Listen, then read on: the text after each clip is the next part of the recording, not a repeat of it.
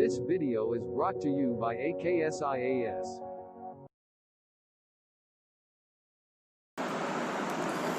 Good morning all of you.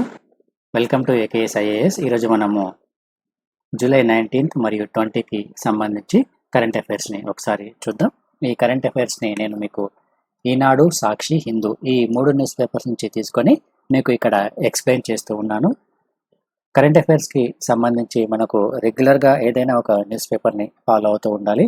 అది తెలుగులో అయితే ఈనాడు, లేకపోతే సాక్షి న్యూస్ పేపర్ కానివ్వండి, లేకపోతే ఇంగ్లీష్లో హిందూ న్యూస్ పేపర్ని రెగ్యులర్గా మనకు ఎగ్జామ్ డేట్ ఏ రోజైతే ఉందో ఆ డేట్కి ఒక 1 year ముందు కరెంట్ అఫైర్స్ని మనము ఫాలో అవ్వాలి. ఎందుకంటే మనకు ఆ 1 year లోపు ఉన్న కరెంట్ అఫైర్స్కి సంబంధించిన క్వశ్చన్స్ ఖచ్చితంగా అడిగే అవకాశం అనేది ఉంటుంది. కాబట్టి దీనికి మీకు ఈ కరెంట్ అఫైర్స్ని రెగ్యులర్గా అందించాలనే ఒక ఉద్దేశంతో AKS IAS director MS Shashank గారి ఆలోచన మేరకు మీకు ఈ కరెంట్ అఫైర్స్ని యూట్యూబ్ ఛానల్లో రెగ్యులర్గా అప్లోడ్ చేయడం అనేది జరుగుతుంది. సో ఇందులో నేను మీకు ఆ రోజు న్యూస్ పేపర్లో వచ్చిన ఇంపార్టెంట్ కరెంట్ అఫైర్స్ క్లిప్పింగ్స్ ఏవైతే ఉన్నాయో వాటిని నేను మీకు ఇక్కడ బ్రీఫ్గా ఎక్స్ప్లెయిన్ చేయడం జరుగుతుంది. దానికి సంబంధించిన సబ్జెక్ట్ బ్యాక్గ్రౌండ్ ఏమేమి చదువుకోవాలి, మీరు చేయవలసిన హోంవర్క్ ఏంటి అనేది నేను మీకు ఇక్కడ ఎక్స్ప్లెయిన్ చేస్తాను. దాంతోపాటు రెగ్యులర్గా మనకు ఎవ్రీ మంత్ ఇంగ్లీష్ మీడియంలోను తెలుగు మీడియంలో మ్యాగజైన్ రిలీజ్ చేస్తూ ఉన్నాము. అది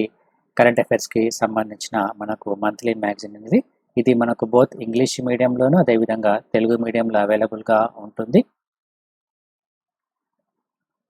ఈ మ్యాగజైన్ వచ్చేసి మనకు ప్రిలిమ్స్ ఎగ్జామినేషన్ ఓరియంటేషన్లో మరియు మెయిన్స్ ఎగ్జామినేషన్ ఓరియంటేషన్లో మనకు చాలా ఉపయోగపడుతుంది. ఫ్యాక్చువల్ ఇన్ఫర్మేషన్తో పాటు ప్రతి సబ్జెక్ట్కి సంబంధించిన వర్తమాన అంశాలను అనాలసిస్ ఓరియంటేషన్తో మనకి ఇక్కడ రూపొందించడం జరిగింది. కాబట్టి సో ఎవ్రీ మంత్ మీరు దీన్ని మన గూగుల్ ప్లే స్టోర్లో ఏకేఎస్ ఐఏఎస్ ఎడ్యునేషన్ అనే యాప్ ఏదైతే ఉందో ఈ యాప్లో కనుక మీరు డౌన్లోడ్ చేసుకుంటే దీన్ని మీరు ఫ్రీగా చదువుకోవచ్చు ఎవ్రీ మంత్. ఇక ఈరోజు కరెంట్ అఫైర్స్కి సంబంధించి ముఖ్యమైన అంశాలు కనుక చూసుకుంటే mid day meals leave a long lasting impact study అని ఒక అంశం మనకి ఇక్కడ ఇవ్వడం జరిగింది. సో మనం గవర్నెన్స్లో భాగంగా గవర్నమెంట్ స్కీమ్స్ ఏవైతే ఉన్నాయో ఆ స్కీమ్స్ యొక్క అమలు ఏ విధంగా ఉంది, సో దాని ద్వారా కలిగిన ప్రయోజనాలు ఏమిటి అన్న కోణంలో మనం ఈ టాపిక్ని చదువుకుంటాము. ఈ స్కీమ్ని మధ్యాహ్న భోజన పథకం అని పిలవడం జరుగుతుంది. ఈ మధ్యాహ్న భోజన పథకాన్ని దాదాపుగా 2005వ సంవత్సరంలో ఏర్పాటు చేయడం అనేది జరిగింది ఈ పథకాన్ని. అయితే ఈ పథకానికి సంబంధించి సో ఈ పథకం వలన కలిగిన ప్రయోజనాలు ఏమిటి అన్న ఒక నివేదిక, ఒక అధ్యయనాన్ని ఇక్కడ రూపొందించడం అనేది జరిగింది. దానికి సంబంధించిన అంశాలు ఒకసారి మనం చూసుకుంటే girls who had access to free lunches provided at the government schools had children with a higher height to age ratio.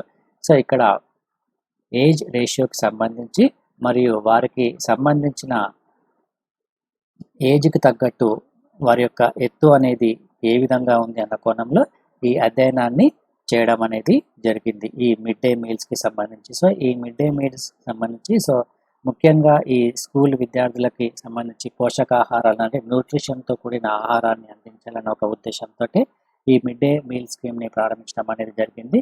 అందులో భాగంగానే సో దీనికి సంబంధించి ఒక నివేదికలో వెలువచ్చిన అంశాలు కనుక చూసుకుంటే prevalence of the stunting was significantly lower in areas where the scheme was implemented in 2005. ఈ 2005వ సంవత్సరంలో ఈ స్కీమ్ని అమలు చేస్తున్న ప్రాంతాలు ఏవైతే ఉన్నాయో ఆ ప్రాంతాలలో ఇక్కడ స్టంటింగ్ అంటే ఎత్తుకు తగ్గట్లు వయసుకు తగ్గట్లు హైట్ లేకపోవడం అనేది స్టంటింగ్ అని పిలవడం జరుగుతుంది. సో ఈ స్టంటింగ్ యొక్క ప్రాబ్లం అనేది కొంతవరకు క్లియర్ అయిందని మనము చెప్పుకోవచ్చును ఈ మిడ్ డే మీల్ స్కీమ్ పథకం ద్వారా. ఇక more than 1 in 3 Indian children are stunted. So too short for their age అంటే వారి వయసుకు తగిన విధంగా వారి యొక్క ఎత్తు అనేది లేదు. So which reflects the under nutrition, chronic under nutrition అంటే సో ఈ విధంగా ఉంది అంటే దానికి గల ప్రధానమైన కారణం ఏమిటంటే న్యూట్రిషన్ అనేది సరిగా లేకపోవడం ఒక ముఖ్యమైన కారణంగా మనం చెప్పుకోవచ్చు. అయితే దీనికి గల మరొక కారణం కనుక చూసుకుంటే ఈ అండర్ న్యూట్రిషన్కి సంబంధించి మరొక కారణాన్ని కనుక చూసుకుంటే వారి యొక్క మెటర్నల్ హెల్త్ మరియు వెల్ బీయింగ్ కూడా మరొక కారణంగా మనం చెప్పుకోవచ్చును ఈ స్టంటింగ్కి సంబంధించి. సో దీనికి సంబంధించి ఇక్కడ ఈ మిడ్ డే మీల్ స్కీమ్ని ఇచ్చిన తర్వాత ఇక్కడ ఈ స్టంటింగ్ ప్రాబ్లం ఏదైతే ఉందో ఈ స్టంటింగ్ ప్రాబ్లమ్ కొంతవరకు తగ్గిందని మనము చెప్పుకోవచ్చును. సో ఈ పేపర్ని ఎవరు పబ్లిష్ చేశారంటే university of the Washington economist and nutrition experts at the international food policy research institute. It found that the midday meal scheme was associated with 13 to 22% of the improvement in the height for age scores in India between 2006 to 2016. అంటే దాదాపుగా 10 సంవత్సరాల కాలంలో ఈ స్టంటింగ్కి సంబంధించి ఒక improvement ఉందని మనకు ఇక్కడ క్లియర్గా తెలుస్తుంది. So height for age ratio ఇది గుర్తుంచుకోండి. ఎంతవరకు ఉందంటే 13 నుంచి 32% వరకు ఇంప్రూవ్మెంట్ అనేది జరిగింది. The scheme was launched in 1995. ఈ స్కీమ్ని ఎప్పుడు లాంచ్ చేశారంటే 1995వ సంవత్సరంలో ఈ స్కీమ్ని లాంచ్ చేశారు. To provide the children in government schools with a free cooked meal with minimum energy content of 450 kilo calories.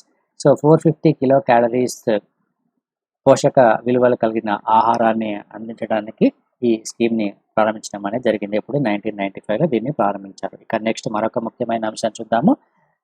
Hindustan aeronautic limited plans medium lift chopper అనే ఒక అంశం మనకి ఇక్కడ ఇవ్వడం జరిగింది. సో దీన్ని మనము ఇంటర్నల్ సెక్యూరిటీలో భాగంగా ఈ టాపిక్ని మనం చదువుకుంటాం. అయితే ఇక్కడ మనము గుర్తుంచుకోవాల్సిన అంశాలు ఏమిటంటే హిందుస్థాన్ ఏరోనాటిక్స్ లిమిటెడ్ ఏదైతే ఉందో ఈ ఏరోనాటిక్ లిమిటెడ్ స్వదేశీ పరిజ్ఞానంతో తయారు చేసిన మీడియం లిఫ్ట్ హెలికాప్టర్ని అదేవిధంగా ఇండియన్ మల్టీ రోల్ హెలికాప్టర్ని రూపొందించనుంది.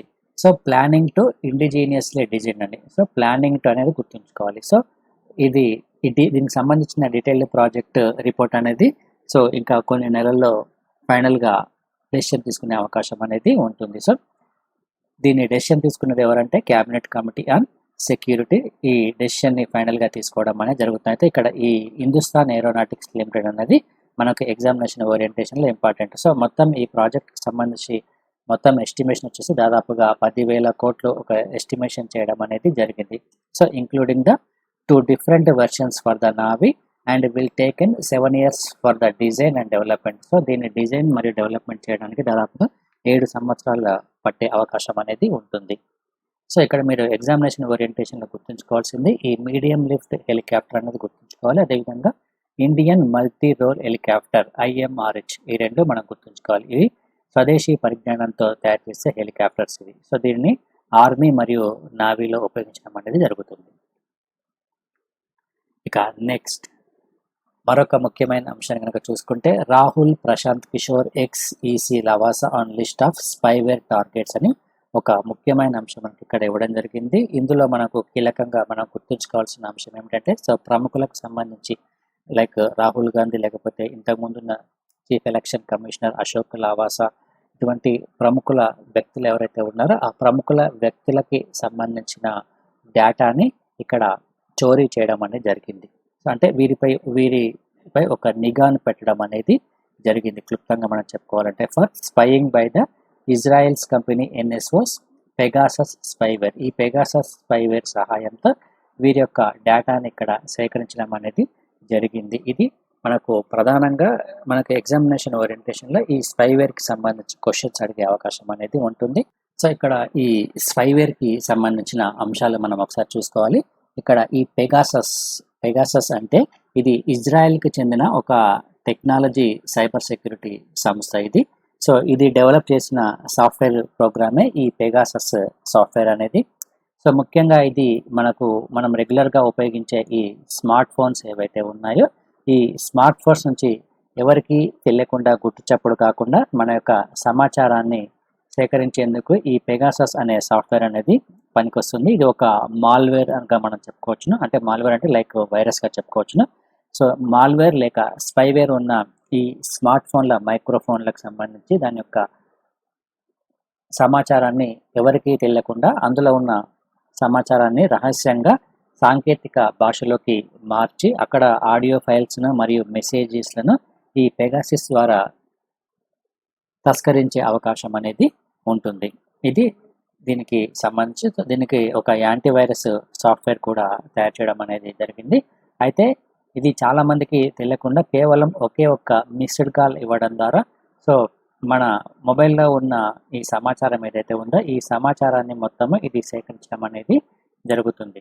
అయితే మన చట్టం ప్రకారం అంటే రైట్ టు ప్రైవసీ అంటే గోప్యతకు సంబంధించిన హక్కు ప్రకారము ఇటువంటి సమాచారాన్ని సేకరించడానికి అవకాశం అనేది లేదు. సో ఎవరి ఫోన్లో అయినా కానీ ప్రైవేటు సమాచారాన్ని అయినా కానీ సో చట్టబద్ధంగా ట్యాపింగ్ గనక చేయాలి అని అనుకుంటే దానికి చట్టపరంగా వెళ్ళాల్సిన ప్రక్రియ అనేది ఉంటుంది. సో దానికి సంబంధించిన సంబంధిత చట్టం ఏదైతే ఉందో ఆ ఇన్ఫర్మేషన్ టెక్నాలజీ చట్టము మరియు భారత టెలిగ్రాఫ్ చట్టము ఈ 2 చట్టాల ద్వారా ఈ ట్యాపింగ్ సంబంధించి క్లియర్గా మనకు నిర్దేశించడం అనేది జరిగింది. సో ఈ విధంగా కాకుండా వ్యక్తిగతంగా లేకపోతే ప్రైవేటుగా అధికారికంగా ఈ స్పైవేర్ నిఘా ద్వారా ఫోన్లను హ్యాక్ చేయడం అనేది ఈ ఇన్ఫర్మేషన్ టెక్నాలజీ చట్టం ప్రకారము నేరంగా పరిగణించడం అనేది జరుగుతుంది. సో మనకు ఎగ్జామినేషన్ పాయింట్ ఆఫ్ వ్యూలో ఈ పెగాసిస్ గురించి మనకు క్వశ్చన్స్ అడిగే అవకాశం అనేది ఉంటుంది. సో దీన్ని గతంలోనే గుర్తించడం జరిగింది. 2016వ సంవత్సరంలోనే ఈ పెగాసిస్ని యునైటెడ్ అరబ్ ఎమిరేట్స్లో గుర్తించడం అనేది జరిగింది.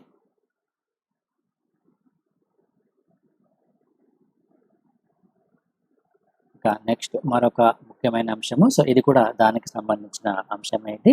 సో ఈ పెగాసిస్ సాఫ్ట్వేర్కి సంబంధించి ఇక నెక్స్ట్ మరొక ముఖ్యమైన అంశం కనుక చూసుకుంటే స్పీడీ ట్రయల్ ఏ ఫండమెంటల్ రైట్ హైకోర్టు అనే ఒక అంశం మనకి ఇక్కడ ఇవ్వడం జరిగింది. దీన్ని మనము పాలిటీ టాపిక్లో భాగంగా చదువుకుంటాము. మనకు ఫండమెంటల్ రైట్స్ అని ప్రాథమిక హక్కులని మనం రాజ్యాంగంలో చదువుకోవడం జరుగుతుంది. అయితే ఇక్కడ ఏం చెప్తున్నారంటే స్పీడీ ట్రయల్ ఏదైతే ఉందో అత్యంత వేగవంతమైన విచారణ ఏదైతే ఉందో అది ఒక ఫండమెంటల్ రైట్ అని ప్రస్తుతము బాంబే హైకోర్టు తన యొక్క తీర్పులో ఇక్కడ హైలైట్ చేయడం అనేది జరిగింది. So the Bombay high court said that speedy trial is a fundamental right highlighting the issue of people languishing the prisons waiting for the trial to begin అని ఒక అంశం మనకి ఇక్కడ ఇవ్వడం జరిగింది.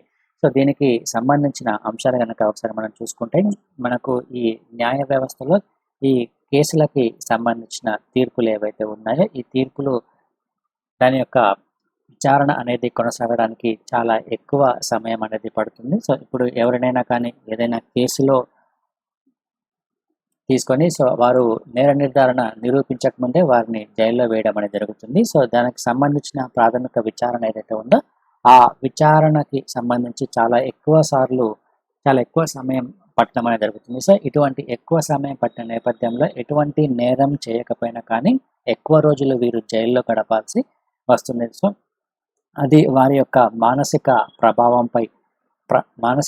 ప్రభావంపై మరింతగా అదేవిధంగా వారి యొక్క రైట్ టు లైఫ్ ఏదైతే ఉందో right to dignity of life దీనిపై కూడా మరింతగా ప్రభావం చూపే అవకాశం అనేది ఉంటుంది అన్న కోణంలో ఆర్టికల్ 21ని దృష్టిలో పెట్టుకొని ప్రస్తుతము బాంబే హైకోర్టు ఇటువంటి కీలకమైన వ్యాఖ్యలు చేయడం అనేది జరిగింది. సో ప్రస్తుతము ఈ భీమా కోరేగావ్ కేసుకి సంబంధించి దానికి సంబంధించిన నిందితులు ఎవరైతే ఉన్నారో సో వారిపై కూడా విచారణ అనేది కొనసాగుతున్న నేపథ్యంలో వారు జైల్లో ఉన్నప్పుడు గతంలో వారు ఈ కరోనా వైరస్ మరియు పార్కిన్స్ అనే వ్యాధితో బాధపడడం అనేది జరిగింది. సో ఇది రైట్ టు డిగ్నిటీ ఆఫ్ లైఫ్కి ఉల్లంఘన చేసినట్లు అవుతుంది అన్న కోణంలో సుప్రీంకోర్టు ఇటువంటి కీలకమైన వ్యాఖ్యలు చేయడం అనేది మనం ఇక్కడ గమనించాల్సిన అంశము.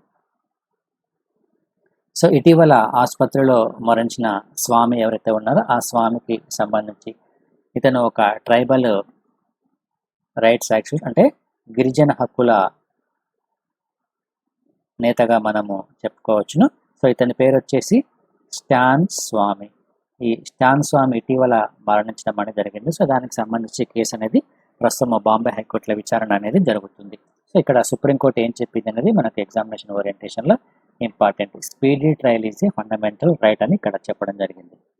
ఇక next Oxfam report highlights sharp inequalities in health indicators అంటే మన ఆరోగ్యానికి సంబంధించిన ఇండికేటర్స్ ఏవైతే ఉన్నాయో ఆ ఇండికేటర్స్కి సంబంధించి ఇన్ఈక్వాలిటీస్ అనేది ఉన్నాయని మనకి ఇక్కడ ఆక్స్ఫామ్ రిపోర్టు తెలియజేస్తుంది. ఈ ఆక్స్ఫామ్ రిపోర్ట్ ఏం చెప్పింది ఒకసారి మనం చూద్దాం. sharp inequalities exist across different caste, religious, class, gender categories on various health indicators according to the report by the Oxfam India. ఈ Oxfam India క్యాస్ట్ అంటే క్యాస్ట్ పరంగా, రిలీజియస్ పరంగా మరియు క్లాస్ పరంగా, జెండర్ పరంగా ఈ ఇన్ఈక్వాలిటీస్ ఉన్నట్లు తన యొక్క నివేదికలు ఇక్కడ తెలపడం అనేది జరిగింది. ఈ నివేదిక పేరు కనుక ఒకసారి మనం చూసుకుంటే India inequality report 2021 India's unequal health care story అని ఈ రిపోర్ట్ని విడుదల చేయడం అనేది జరిగింది. ఈ రిపోర్ట్ను ఎవరు విడుదల చేశారని కూడా మనకు ఎగ్జామ్లో అడుగుతాడు.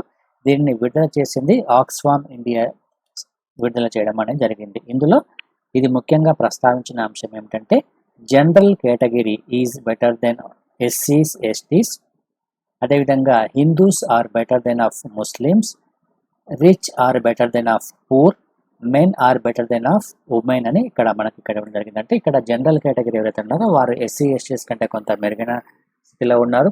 ఎస్సీ మరియు హిందూస్, ముస్లిమ్స్ కంటే కొంత మెరుగైన స్థితిలో, పేద ప్రజలు రిచ్ పీపుల్ ఈ ధనవంతులు ఎవరైతే ఉన్నారో సో వారు కొంత బెటర్ పొజిషన్లో ఉన్నారు. అదేవిధంగా ఉమెన్స్తో కంపారిజన్ చేసుకుంటే మెన్స్ కొంత బెటర్గా ఉన్నారని ఈ నివేదికలో తెలియజేయడం అనేది జరిగింది. దేనికి సంబంధించి? హెల్త్కి సంబంధించి, హెల్త్ ఇండికేటర్స్కి సంబంధించి. And the urban population is better than of the rural population. So on the most health determinants, interventions and indicators, ఆరోగ్యానికి సంబంధించిన సూచనలకు సంబంధించిన నివేదిక ఇది. సో ఇందులో the report shows that while women's literacy has improved across the social groups, అంటే మహిళల యొక్క అక్షరాస్యత అనేది పెరిగింది ఓవర్ ద ఇయర్స్ ఆఫ్ ఎస్సీస్, STs, women lack behind the general category. So పెరిగినప్పటికీ ఈ ఎస్సీస్ మరియు ఎస్టీస్ అంటే షెడ్యూల్డ్ క్యాస్ట్ మరియు షెడ్యూల్డ్ ట్రైబ్స్ మహిళల యొక్క లిటరసీ అనేది జనరల్ కేటగిరీతో కంపారిజన్ చేసుకుంటే తక్కువగా ఉందని కూడా ఈ నివేదిక తెలియజేయడం జరిగింది. సో ఇక్కడ ఎస్సీస్, ఎస్టీస్ యొక్క ఉమెన్ పర్సెంటేజ్ కనుక చూసుకుంటే 18.6%, 27.9%గా ఉంది. ఇక the exist gap of 55.1% between the top and bottom 20% of the population in 2015-16. So female literacy rate among the Muslim is 64.3%. అంటే ఫిమేల్ లిటరసీ రేట్ ముస్లింలలో 64.3%గా ఉంది. Lower than the all religious group, అంటే మిగతా రిలీజియస్ గ్రూప్స్తో కంపారిజన్ చేసుకుంటే ఈ ముస్లిమ్స్లో ఉన్న female literacy rate అనేది తక్కువగా ఉందని మనం చెప్పుకోవచ్చును. ఇక శానిటేషన్ పరంగా చూసుకుంటే 65.7% households have access to improved non shared sanitation facilities in the general category, while SC households are 28.5% behind them, STs are 39.8%గా ఉందంటే ఇక్కడ శానిటేషన్కి సంబంధించిన సౌకర్యాలు కనుక చూసుకుంటే జనరల్ కేటగిరీలో ఎక్కువగా ఉంది, ఎస్సీస్, ఎస్టీస్లో కొంచెం తక్కువగా ఉందని ఈ నివేదిక ఇక్కడ తెలియజేయడం అనేది జరిగింది. ఇక ఇన్స్టిట్యూషనల్ డెలివరీస్కి సంబంధించి ఇది కొంతవరకు ఇంక్రీజ్ అని చెప్పుకోవచ్చును. 38.7%కు ఇంక్రీజ్ అవ్వడం జరిగింది 2005-6తో కంపేర్ చేసుకుంటే. So 78.9% in 2015-16. But inequalities persist, అంటే అసమానతలు అనేవి ఆ విధంగానే ఉన్నాయి. ఇక ST households 15% below the general category, ఇక Muslims 12% behind the Hindus, and the 35% gap between the poorest and the richest 20% of the population అని ఇక్కడ మనకు క్లియర్గా ఇవ్వడం జరిగింది. సో ఇదంతా ఇన్స్టిట్యూషనల్ డెలివరీస్కి సంబంధించిన సమాచారం ఇది. ఇక నెక్స్ట్, ఇక విద్రోహ డ్రోన్లపై సంధించిన విల్లు అనే ఒక అంశం మనకు ఇక్కడ ఇవ్వడం జరిగింది.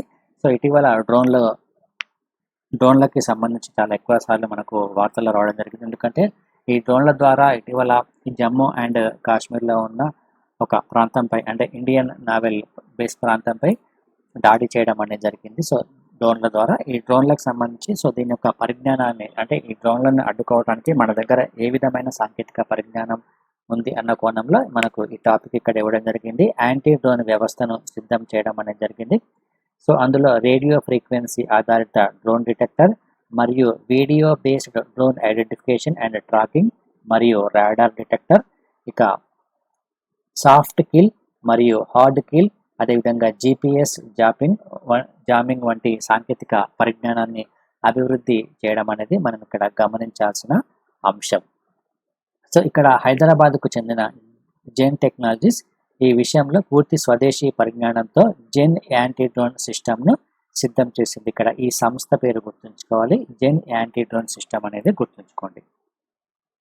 ఇక నెక్స్ట్ మంకీ బీ వైరస్తో చైనాలో తొలి మరణం అనే ఒక అంశం మనకి ఇక్కడ ఇవ్వడం జరిగింది. సో చైనాలో తొలిసారి ఈ మంకీ బీ వైరస్తో ఒక వ్యక్తి చనిపోవడం అనేది జరిగింది. సో ఈ వైరస్ గురించి మనకి ఎగ్జామ్లో అడిగే అవకాశం అనేది ఉంటుంది. China centres for disease control and prevention ఈ న్యూస్ ఇక్కడ తెలపడం జరిగింది. ఇది ఎక్కువగా వేటికి సోకుతుందంటే మంకీస్ అంటే కోతులకి ఈ వైరస్ అనేది సోకుతుంది. సో ఈ వైరస్ అత్యంత అరుదుగా మనుషులకు సంక్రమించడం అనేది జరుగుతుంది. సో 1932వ సంవత్సరంలో తొలిసారిగా ఈ మంకీ బీ వైరస్ని కనుగొనడం జరిగింది. ఇక నెక్స్ట్ దేశంలోనే అతిపెద్ద మానవ నిర్మిత అడవి అనే ఒక అంశం. ఇది జస్ట్ ఈ ప్లేస్ ఒకటి మనము గుర్తుంచుకోవాలి. ఇది అతిపెద్ద మానవ నిర్మిత అటవీ ప్రాంతంగా మనము చెప్పుకోవచ్చును. దాదాపుగా 17 ఎకరాల విస్తీర్ణం అనేది నిర్జీవ ప్రదేశంగా ఉంది. దాన్ని అటవీ ప్రాంతంగా మార్చడం అనేది జరిగింది. సో ఛత్తీస్గఢ్ ప్రభుత్వం దీనికి సంకల్పం చేయడం అనేది జరిగింది. దాదాపుగా 885 ఎకరాల్లో 80,000 మొక్కలు నాటడం ద్వారా దేశంలోనే అతిపెద్ద మానవ నిర్మిత అడవిని క్రియేట్ చేయడం అనేది జరిగింది. ఇది ఎక్కడ ఉందంటే దుర్గ్ జిల్లాలో ఉంది. సో దుర్గ్ జిల్లాలో ఇక్కడ మూతపడిన లైమ్స్టోన్ ప్రాంతం ఏదైతే ఉందో ఆ ప్రాంతంలో మళ్ళీ చెట్లను నాటడం అనేది జరిగింది. సో ఇది దేశంలోనే అతిపెద్ద మానవ నిర్మిత అడవిగా మనము చెప్పుకోవచ్చును. భారత తొలి అంతరిక్ష యాత్రికుడు సంతోష్ అనే ఒక అంశం మనకి ఇక్కడ ఇవ్వడం జరిగింది. సో ఇతను కేరళకు చెందిన వ్యక్తి, ఇతను ప్రసిద్ధ పర్యాటకుడు ఇతను. సో ఇతని పేరు సంతోష్ జార్జ్ కులంగర. ఇతను అంతరిక్ష యాత్రకు వెళ్ళినారు. సో వర్జిన్ గెలాక్టిక్ సంస్థకు చెందిన వ్యోమనౌకలో ఇతను ఆల్రెడీ ఈ అంతరిక్ష యాత్రకు సంబంధించిన టికెట్ను కూడా బుక్ చేసుకోవడం అనేది జరిగింది. అయితే మనకి ఇక్కడ ఎగ్జామినేషన్ ఓరియంటేషన్లో భారత తొలి అంతరిక్ష యాత్రికుడు సంతోష్ అని గుర్తుంచుకోవాలి. సో ఇతను సంచారం పేరుతో యాత్రా విశేషాలను వివరించే ఒక కార్యక్రమాన్ని కూడా నిర్వహించడం అనేది జరుగుతుంది. ఇక నెక్స్ట్ నేడు రోదసిలోకి బెజోస్ అనే ఒక అంశం మనకి ఇక్కడ ఇవ్వడం జరిగింది. సో ఇది కూడా అంతరిక్ష యాత్రకు సంబంధించిందా. సో అంతరిక్ష యాత్రకు సంబంధించి మరొక వ్యక్తి, ఇతను అమెజాన్ అధినేత జెఫ్ బెజోస్. ఇతని పేరు జెఫ్ బెజోస్. ఇతను రోదసి యాత్రకు వెళ్ళనున్న రెండవ వ్యక్తిగా మనము చెప్పుకోవచ్చును. సో ఇతనికి సంబంధించి బ్లూ ఆరిజిన్కి చెందిన న్యూ షెఫర్డ్ వ్యోమనౌక, ఈ వ్యోమనౌక పేరు గుర్తుంచుకోండి. న్యూ షెఫర్డ్ వ్యోమనౌకలో ఇతను అంతరిక్ష యాత్రను చేపట్టనున్నారు. ఇక నెక్స్ట్ మరొక ముఖ్యమైన అంశము, రాష్ట్రంలో మోడర్న్ బ్యాంకింగ్ అనే ఒక అంశం మనకి ఇక్కడ ఇవ్వడం జరిగింది. ఇది ఆంధ్రప్రదేశ్ రాష్ట్రానికి సంబంధించిన అంశం. ఇది బ్యాంకింగ్ రంగానికి సంబంధించి గ్రామీణ ప్రాంతంలో బ్యాంకింగ్ అనేది ఏ విధంగా ఉంది అనేది ఒక నాబార్డ్ ఒక నివేదికను ఇక్కడ విడుదల చేయడం అనేది జరిగింది. ఆ నివేదిక ప్రకారము దేశంలోనే 4వ స్థానంలో ఆంధ్రప్రదేశ్ రాష్ట్రం అనేది ఉంది. సో ముఖ్యంగా గ్రామీణ ప్రాంతంలో ఈ బ్యాంకింగ్ సంబంధించి అదేవిధంగా నెట్ బ్యాంకింగ్ వంటి సౌకర్యాలను కల్పించడంలో ఆంధ్రప్రదేశ్ 8వ స్థానంలో ఉంది అని మనకు ఎగ్జామ్లో అడుగుతాడు. సో ఇది 4వ స్థానంలో ఉందనేది మనము గుర్తుంచుకోవాలి. ఇక్కడ SAF ఇండెక్స్ అని ఒక ఇండెక్స్ని రూపొందించడం అనేది జరిగింది. రూరల్ ఫైనాన్షియల్ ఇంక్లూజన్ సర్వేలో వెల్లడించిన వివరాల ప్రకారం కనుక చూసుకుంటే ఈ ఇండెక్స్లో దేశవ్యాప్త సగటు వచ్చేసి 0.337గా ఉంటే ఆంధ్రప్రదేశ్కి మాత్రం 0.473గా ఉండడం అనేది జరిగింది. సో ఈ స్కోర్తో ప్రస్తుతం 5వ స్థానంలో నిలిచింది. ఇక మోడర్న్ బ్యాంకింగ్ సేవల వినియోగంలో 0.703 పాయింట్లతో 4వ స్థానంలో నిలవడం అనేది జరిగింది. ఈ విభాగాల్లో 1, 2, 3వ స్థానాల్లో గోవా, మణిపూర్, నాగాలాండ్ వంటి రాష్ట్రాలు అనేవి ఉన్నాయి. సో ఇక్కడ ఏ రాష్ట్రాలు ఉన్నాయన్నది కూడా మనం గుర్తుంచుకోవాలి. ఇక పూర్తి డిజిటల్ జిల్లాగా వైఎస్ఆర్ని తీర్చిదిద్దడం జరిగింది. రాష్ట్రంలో ఉన్న ఆర్థిక సేవలని పూర్తిగా డిజిటల్ రూపంలో మార్చాలని రాష్ట్ర స్థాయి బ్యాంకర్ల కమిటీ ఒక లక్ష్యాన్ని నిర్దేశించుకోవడం అనేది జరిగింది. ఇందులో భాగంగానే తొలుతగా వైఎస్ఆర్ జిల్లాను 100% డిజిటల్ జిల్లాగా మార్చడం అనేది జరిగింది. ఇంకా నెక్స్ట్ మనకి ఇది మెయిన్స్ ఎగ్జామినేషన్ ఓరియంటేషన్లో ఇంపార్టెంట్ ఇది. సో మహమ్మారుల కట్టడిలో మానవాళి అనే ఒక అంశం మనకి ఇక్కడ ఇవ్వడం జరిగింది. సో ఇటీవల మనకు COVID-19 వచ్చిన తర్వాత ఈ మహమ్మారులకు సంబంధించి అంటే ఈ వైరస్లకు సంబంధించి చాలా ఎక్కువగా పరిశోధనలు అనేవి జరుగుతున్నాయి.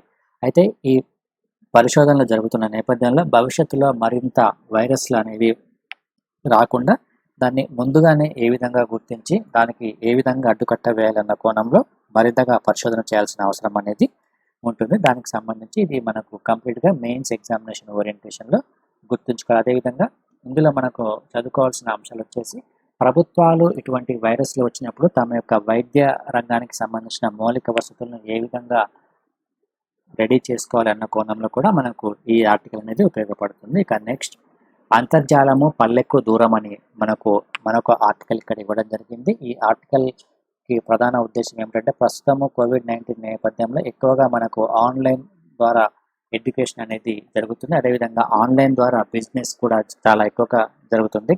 So online transactions, net banking అనేది చాలా ఎక్కువగా ఏర్పడుతున్నాయి. సో ఇటువంటి నేపథ్యంలో మన భారతదేశంలో ఈ పల్లెల్లో అంటే గ్రామీణ ప్రాంతాల్లో ఈ ఇంటర్నెట్ సదుపాయం అనేది ఎంతవరకు సమకూర్చడం అనేది జరిగింది. అందులో భాగంగా ఈ ఇంటర్నెట్కి సంబంధించిన స్పీడ్ ఏదైతే ఉందో ఆ స్పీడ్ అనేది గ్రామీణ ప్రాంతాల్లో ఏ విధంగా ఉంది అన్న కోణంలో మనకి ఇక్కడ ఈ ఆర్టికల్ అనేది ఇవ్వడం జరిగింది. అయితే మనకు ముఖ్యంగా ఈ ఆర్టికల్లో ఈ ఇంటర్నెట్ సదుపాయానికి సంబంధించి కేంద్ర ప్రభుత్వం రూపొందించిన భారత్ నెట్ అనే పథకం ఏదైతే ఉందో ఈ భారత్ నెట్ అనే పథకం అమలు సంబంధించిన ఆశించినంత వరకు మనము లక్ష్యాలను చేరుకోలేదని ఈ ఆర్టికల్లో ప్రస్తావించడం అనేది జరిగింది. సో దీన్ని మరింతగా స్పీడప్ చేయడానికి ఎటువంటి చర్యలు తీసుకోవాల్సిన అవసరం ఉందన్న కోణంలో మనకు ఈ ఆర్టికల్ అనేది ఇంపార్టెంట్. సో ఇది మెయిన్స్కి చాలా ఉపయోగపడుతుంది. ఇంకా AKS, IAS, UPSCకి సంబంధించి general studies prelims cum mains బ్యాచ్ని మనకు ప్రొవైడ్ చేస్తుంది. ఇది మనకు బోత్ ఆఫ్లైన్ మరియు ఆన్లైన్ మోడ్లో క్లాసెస్ని మనం కండక్ట్ చేస్తూ ఉన్నాము. ఇంగ్లీష్ మీడియం అదేవిధంగా తెలుగు మీడియంలో. ఇక 2021 టెస్ట్ సిరీస్ కూడా మనం కండక్ట్ చేయడం జరుగుతుంది. దాంతోపాటు ఆప్షన్స్ వచ్చేసి sociology, anthropology, political science, public administration, geography, Telugu literature వీటిని మనం ఆప్షన్స్గా ప్రొవైడ్ చేస్తూ ఉన్నాము. ఇక UPSC మెయిన్స్ మ్యాథ్స్ మెయిల్ అనే మనకు ఆ ప్రోగ్రామ్ని కూడా తీసుకురావడం జరిగింది. ఇందులో మనకు టెస్ట్ సిరీస్తో పాటు మెంటర్షిప్ అదేవిధంగా మెటీరియల్ కూడా ప్రొవైడ్ చేస్తూ ఉన్నాము. ఇక APPSC మరియు TSPSCకి సంబంధించి గ్రూప్ 1 మరియు గ్రూప్ 2 కోచింగ్ని మనం ప్రొవైడ్ చేస్తూ ఉన్నాము. ఇది ఇంగ్లీష్ మీడియంలోను తెలుగు మీడియంలో మనకు అవైలబుల్గా ఉంటుంది. ఆఫ్లైన్ మరియు ఆన్లైన్ మోడ్లో మనం కోచింగ్ని ప్రొవైడ్ చేయడం జరుగుతుంది. సో దీంతోపాటు మనకు టెస్ట్ సిరీస్ కూడా ఉంటుంది. దీనికి సంబంధించి మీరు 8448449709 నెంబర్కి కాల్ చేయొచ్చు. ఇక గూగుల్ ప్లే స్టోర్లో మీరు AKS, IAS ఎడ్యుకేషన్ యాప్ని కనుక మీరు డౌన్లోడ్ చేసుకుంటే ఆన్లైన్ క్లాసెస్కి ఎన్రోల్ చేసుకోవడానికి అవకాశం అనేది ఉంటుంది. దాంతోపాటు స్టడీ మెటీరియల్ కూడా మీరు డౌన్లోడ్ చేసుకోవచ్చు. ఇక ఇది ఈరోజు మనకు ఓవరాల్గా ఉన్న current affairs. Thank you friends.